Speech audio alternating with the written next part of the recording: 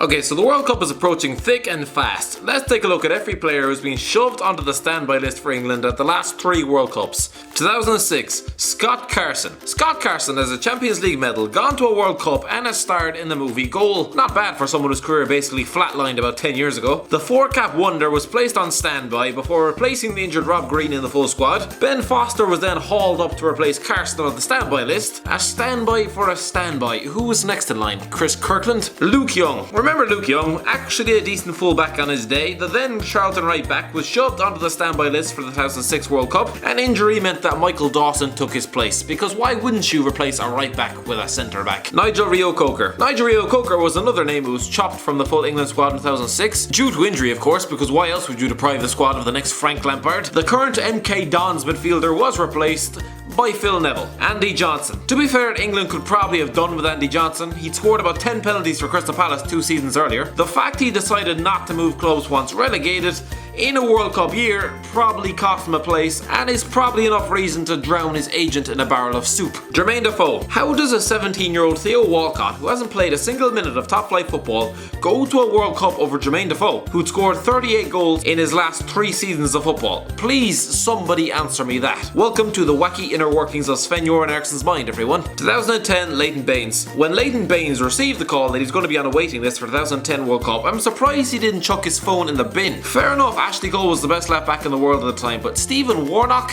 Really? Baines called it a massive disappointment and something of a surprise. I don't blame him, considering Warnock spent most of his career playing like a drunk toddler. Michael Dawson. Here we go, another one who actually received a promotion from the standby list. Rio Ferdinand went down injured in training just prior to the tournament kicking off in South Africa, so Michael Dawson, then at Spurs, got the call up to the full squad. Tom Huddlestone. Remember when Tom Huddlestone was England's next great hope in the middle of the park? To be fair, he did well to even get this far onto a standby list, considering the most impressive thing about him was his hair. Scott Parker. In 2012, Scott Parker was captaining his country. 2 years prior, the West Ham midfielder was getting stuck on a standby list behind the likes of Gareth Barry. Now in fairness, Barry's a decent player when he's not out stealing taxis, but was he better than Parker? Adam Johnson. Oh, well, this is awkward. I don't really know how Adam Johnson was spending his summer of 2010, apart from crossing his fingers and praying that Joe Cole pulled a hamstring, but I think we all know how he's spending this summer. On standby, is it? More like stand by and wait for your turn in the showers. Theo Walcott. This lad just has the worst luck with World Cups. A surprise call up in 2006. Who gives 16-year-olds a call? Settle down, Adam. Over the likes of Darren Bent and Jermaine Defoe. Well, in 2010, the 20-year-old was left at home altogether, with Sean Wright-Phillips and Aaron Lennon preferred.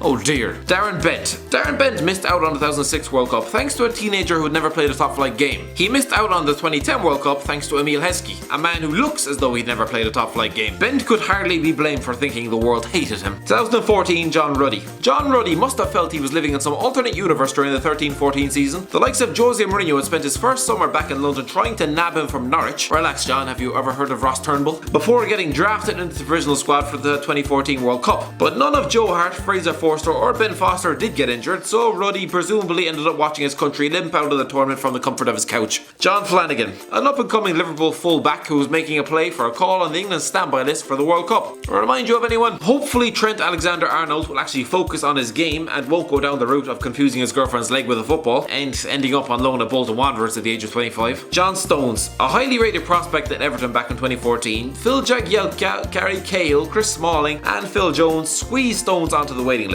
No chance of that this time out. Ashley Cole. They say that Ashley Cole has a big ego. About 5 minutes after getting the call that he'd be standby to Leighton Baines and Luke Shaw, the Chelsea defender announced that he'd quit England after 107 appearances, which is a bit like a child not being picked first for five-a-side and instead choosing to take their ball and go home. Tom Cleverley. I don't know what Roy Hodgson was drinking in 2014 when he decided to even consider Tom Cleverley. This was around the time that everyone was sobering up and beginning to realise that he wasn't the next Steven Gerrard, more like the next Lee Bowyer if he's lucky. Andy Carroll. When Andy Carroll hangs up his boots without a World Cup appearance to his name, he will look back at 2014 and wonder how the hell he didn't go. Ricky Lambert was on that plane.